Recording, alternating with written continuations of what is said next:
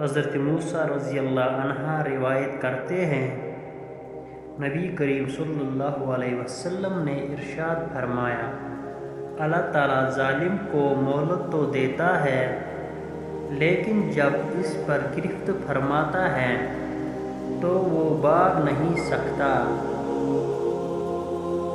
حضرت عائشہ رضی اللہ عنہا سے روایت ہے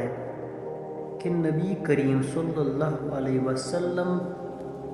ظہر سے پہلے 4 سنتیں اور نماز فجر سے پہلے 2 سنتیں کبھی نہیں چھوڑتے تھے۔